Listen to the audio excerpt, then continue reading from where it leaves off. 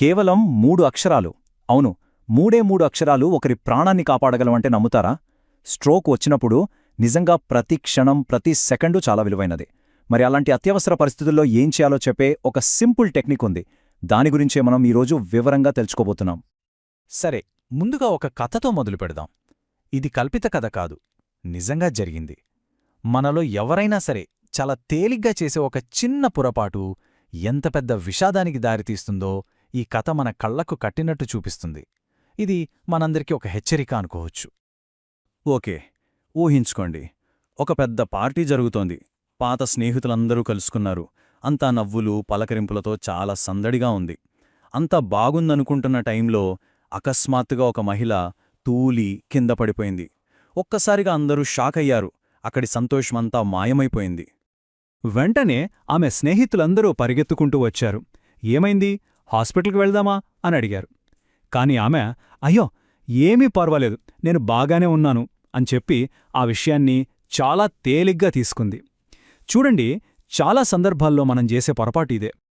ఆమె అలా చెప్పేసరికి అక్కడున్న వాళ్ళందరూ కూడా అవున్లే, కొత్త చెప్పులేసుకుంది కదా, అందుకే జారిపడి ఉంటుంది అని వాళ్లకు వాళ్లే సర్ది చెప్పుకున్నారు.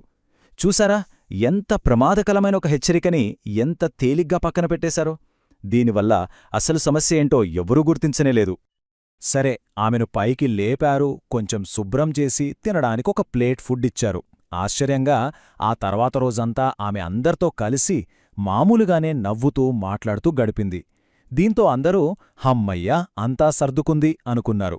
కాని వాళ్లకు తెలీదు అసలు ప్రమాదం అప్పుడే మొదలైందని. అవును, పైకంతా నార్మల్గానే కనిపించింది, కాని లోపల ఒక పెద్ద ప్రమాదం పొంచుంది. మరి ఆ సంఘటన అసలు స్వరూపమేంటి, దాని ముగింపు ఎంత విషాదకరంగా ఉందో ఇప్పుడు చూద్దాం.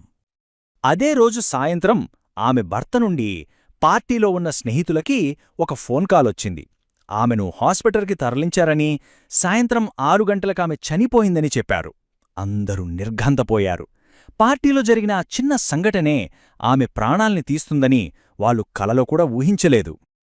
అసలు ఏం జరిగిందంటే, ఆ పార్టీలోనే ఆమెకు స్ట్రోక్ వచ్చింది. ఆ కింద పడిపోవడం అనేది స్ట్రోక్ యొక్క మొదటి లక్షణం. కాని అక్కడున్న వాళ్లలో ఒక్కరు కూడా దాన్ని గుర్తించలేకపోయారు.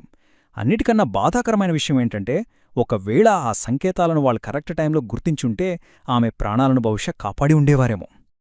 ఇప్పుడు మనందరి మదిలో మెదిలే ప్రశ్న ఇదే: ఆమె ప్రాణాలను నిజంగా కాపాడగలిగే అవకాశం ఉండేదా? దీనికి సమాధానం ఖచ్చితంగా ఉండేది. మరి ఆ అవకాశమేంటి? ఈ కథ నుండి మనం నేర్చుకోవాల్సిన ఆ పరిష్కారమేంటో ఇప్పుడు తెలుసుకుందాం.